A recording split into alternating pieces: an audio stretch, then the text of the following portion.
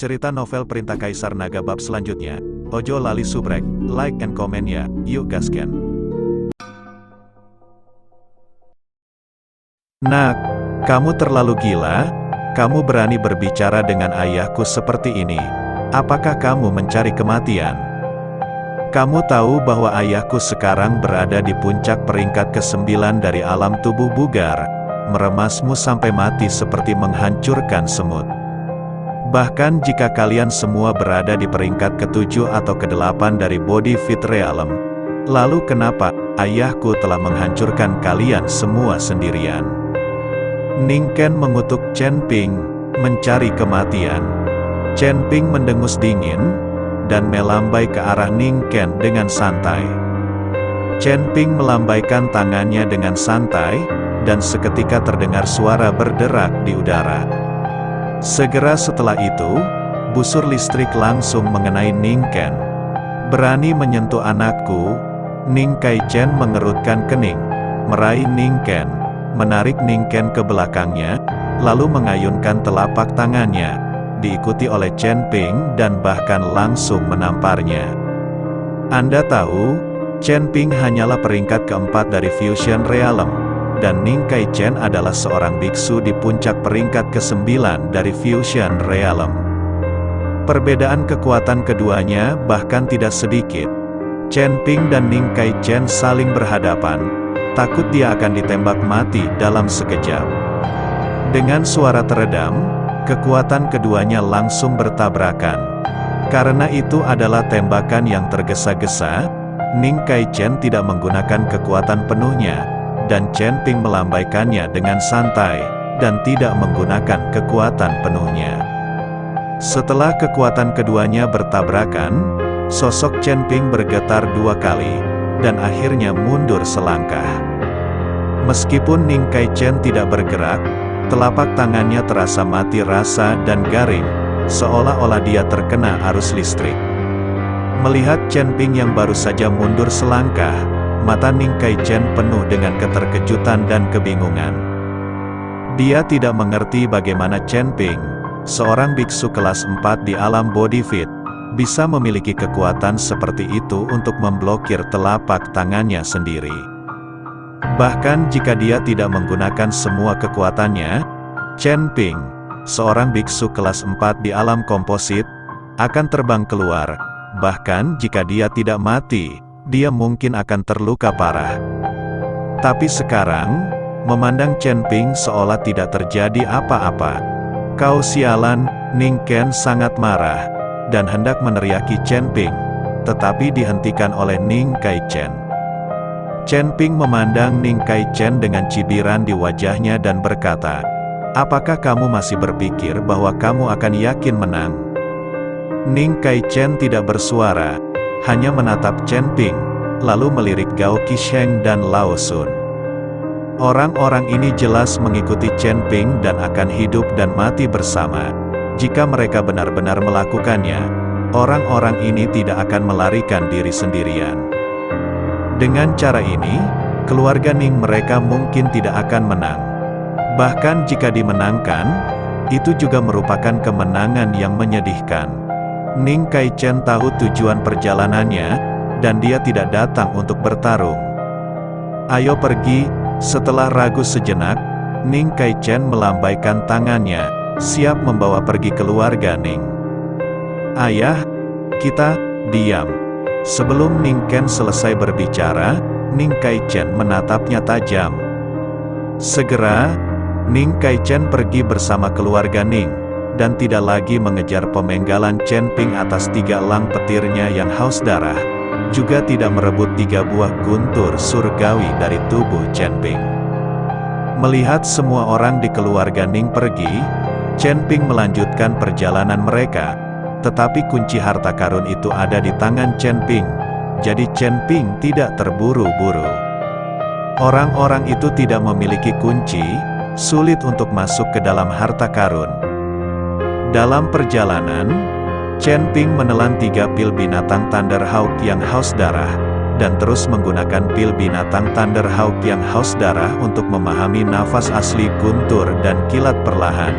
Di ruang asli Chen Ping, guntur dan kilat bintang aslinya lebih terang.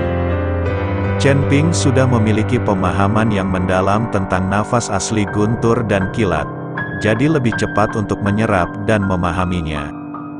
Saya masih memiliki api pamungkas di tubuh saya. Saya tidak tahu apakah saya dapat menggunakan api pamungkas ini untuk mengetahui asal mula api. Jika saya dapat merasakan asal mula api dan menyerap hembusan api asli, itu akan luar biasa. Chen Ping berpikir, bagaimanapun, semakin banyak jenis persepsi nafas asli, semakin baik. Hanya saja Chen Ping tidak tahu apakah dia bisa menyadarinya. Lagi pula Chen Ping masih tahu sedikit tentang nafas aslinya. Itu di sini, tepat di depan. Gao Qisheng melihat es dan salju yang mencair, dan berteriak keras. Tempat ini sangat aneh, mengapa tidak terasa begitu dingin? Bahkan es dan salju pun mencair. Old Sun berkata dengan sangat aneh, sepertinya ada arus hangat yang bertiup di depan. Bagaimana mungkin ada arus hangat di tempat sedingin es dan bersalju ini? Zuo Qing juga penuh keraguan, ayo pergi, pintu masuk harta karun akan segera terlihat. Desak Gao Qisheng. Ketika semua orang mencapai pintu masuk, mereka menyadari bahwa pintu harta karun telah dibuka, dan tidak ada yang menghilang di luar. Tapi saat ini, masih ada arus hangat yang keluar dari dalam gerbang. Sudah dibuka, Chen Ping sedikit mengernyit, karena yang dipegangnya adalah kunci harta karun yang sebenarnya. Tapi bagaimana pintu harta karun itu bisa dibuka? Apakah ini harta palsu? Lagi pula, patriark dari klan pemurnian tubuh kuno mengatakan bahwa ada banyak harta palsu, dan sekarang pintu masuk ke harta karun ini telah dibuka. Kemungkinan besar itu palsu. Tetapi jika itu adalah harta palsu, ada gelombang arus hangat yang bertiup masuk. Apa itu? Tidak mungkin menaruh banyak harta di harta palsu, bukan? Tuan Chen, apa yang harus kita lakukan? Melihat pintu masuk harta karun dibuka, Gao Qisheng bertanya pada Chen Ping. Chen Ping ragu sejenak, lalu berkata, ayo masuk. Terlepas dari apakah itu harta palsu atau bukan, Chen Ping berniat masuk dan mencari tahu. Jika ini adalah harta yang nyata, bukankah itu akan menjadi kesempatan yang terlewatkan? Sekelompok orang berjalan perlahan, dan Chen Ping berjalan di depan, dengan hati-hati. Setelah masuk, bagian dalamnya penuh dengan energi spiritual yang berwarna-warni, yang terlihat sangat indah, seperti berjalan di jalan yang melamun. Chen Ping memimpin kerumunan ke dalam, suhunya semakin tinggi.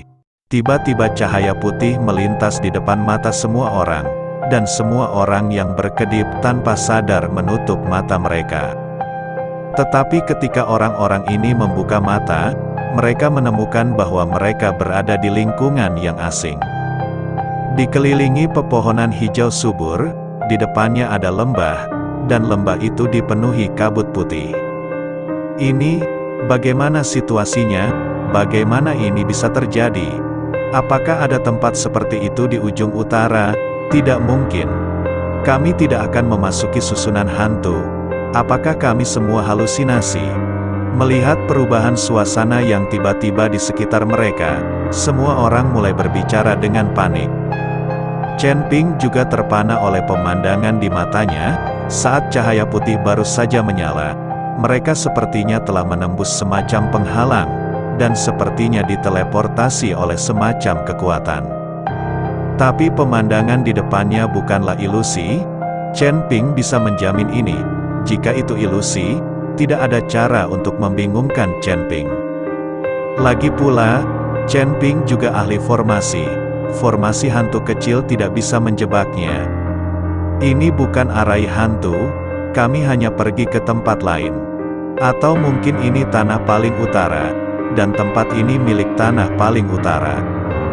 Chen Ping menjelaskan, Tuan Chen, karena ini bukan formasi hantu, mungkinkah itu adalah alam rahasia? Saya ingat kakak laki-laki saya mengatakan sebelumnya bahwa tanah di ujung utara tidak semuanya tanah beku. tetapi juga tanah dengan bunga musim semi yang hangat. Mungkin di sini, mungkinkah dunia rahasia yang dibuka oleh peri? Gao Qisheng mengikuti Chen Ping dan berkata, tapi Chen Ping menggelengkan kepalanya, ini tidak terlihat seperti dunia rahasia, tetapi Anda perlu menyelidiki untuk mencari tahu. Chen Ping memancarkan kesadarannya, lalu perlahan berjalan menuju kabut di lembah. Tetapi dia menemukan bahwa kabut putih ini sangat aneh sehingga indera spiritualnya tidak dapat menembusnya.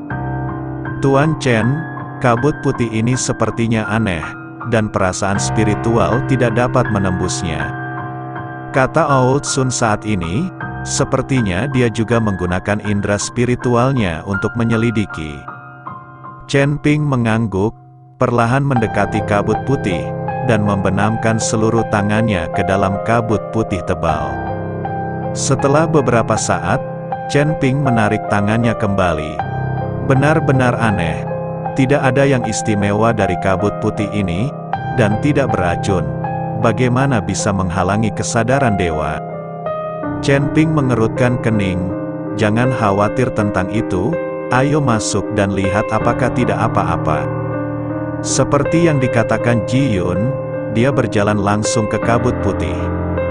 Kabutnya sangat tebal, tanpa rasa spiritual untuk menjelajahi jalan, sangat sulit untuk bergerak 1 inci pun. Ji Yun yang berjalan ke dalam kabut putih berkata dengan lantang. Melihat Ji Yun masuk, Chen Ping juga ikut melihat ini, yang lain mengikuti. Semuanya tetap dekat. Jangan tersesat lagi, atau kamu tidak akan bisa menggunakan indera spiritualmu untuk menyelidiki, dan sulit ditemukan jika kamu tersesat. Chen Ping menasihati dengan keras, semua orang mengangguk, lalu perlahan berjalan maju. Sekarang mereka hanya bisa bergerak maju berdasarkan perasaan, mereka sama sekali tidak bisa melihat jalan dengan jelas. Ji Yun, setelah berjalan beberapa saat, Chen Ping menemukan bahwa dia tidak melihat Ji Yun yang masuk lebih dulu, jadi dia berteriak keras. Tapi Chen Ping berteriak beberapa kali, tapi tidak ada yang menjawab sama sekali.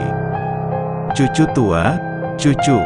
Chen Ping menoleh dan menemukan bahwa orang-orang yang mengikutinya telah menghilang, jadi dia berteriak keras. Tidak peduli bagaimana Chen Ping berteriak, tidak ada yang menanggapinya. Kali ini, Chen Ping mengerutkan kening. Chen Ping tidak punya pilihan selain menggigit peluru dan terus berjalan ke depan.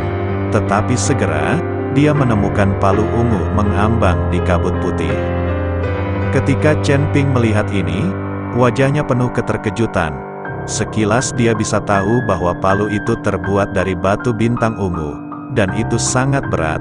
Hanya palu ini, diperkirakan beratnya bisa beberapa ribu kati. Tapi jelas tidak normal jika ribuan kilogram senjata ini mengapung di kabut putih tebal ini. Chen Ping mengulurkan tangan dan meraih palu ungu. Perasaan ilahi menembus ke dalamnya. Dia ingin melihat siapa pemilik palu itu. Dapatkah Anda menemukan nafas yang familiar dari senjata ini? Tapi palu ungu ini, seolah-olah belum pernah digunakan oleh siapapun, tidak memiliki sedikit pun nafas untuk digunakan orang lain. Chen Ping sangat bingung. Dia mengendurkan telapak tangannya, dan palu itu melayang di udara lagi.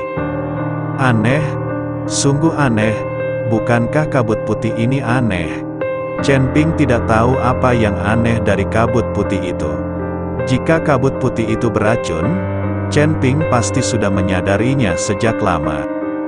Segera, saat Chen Ping terus bergerak maju, dia menemukan bahwa semakin banyak senjata melayang di udara. Ada pisau, pedang, semua jenis senjata, apalagi grade senjata-senjata ini juga berbeda. Melihat senjata yang melayang di udara, keraguan Chen Ping semakin dalam. Jadi dia membuka cincin penyimpanan dan mengeluarkan pedang pembunuh naganya. Ketika Chen Ping memegang pedang pembunuh naga di tangannya, tiba-tiba kekuatan besar mulai melibatkan Chen Ping. seolah-olah mereka sedang memperebutkan pedang pembunuh naga di tangannya. Kekuatan ini sangat kuat sehingga Chen Ping mencoba yang terbaik, tetapi dia tidak bisa menangkapnya. Pedang pembunuh naga keluar dari tangannya, dan seperti senjata lainnya, itu melayang di udara. Melihat ini, Chen Ping melompat dan mencengkeram pedang pembunuh naga dengan kuat. Dengan pemikiran sekilas, dia membiarkan pedang pembunuh naga memasuki ring penyimpanan. Setelah menyingkirkan pedang pembunuh naga, Chen Ping menghela nafas lega. Jika dia kehilangan pedang pembunuh naga, Chen Ping mungkin akan membenci dirinya sendiri sampai mati. Anda harus tahu bahwa Zhan Longjian mengikutinya untuk bertarung di utara dan selatan.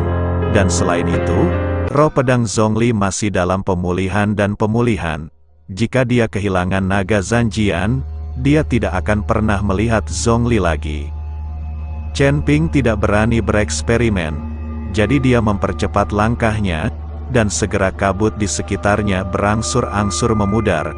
Mata Chen Ping berbinar, kabut menghilang, dan Chen Ping melihat pegunungan yang menjulang tinggi di kedua sisi, dengan pepohonan hijau subur di atasnya, dan melihat ke depan di sepanjang lembah, saya melihat sebuah pondok jerami, yang masih berasap, seolah-olah ada orang yang tinggal di sana.